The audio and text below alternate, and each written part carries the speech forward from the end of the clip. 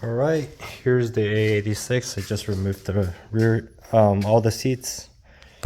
There were two clips under here that you pull forward and you lift up at the same time. These have like these clips in there, so you're gonna have to pull it this way, then out.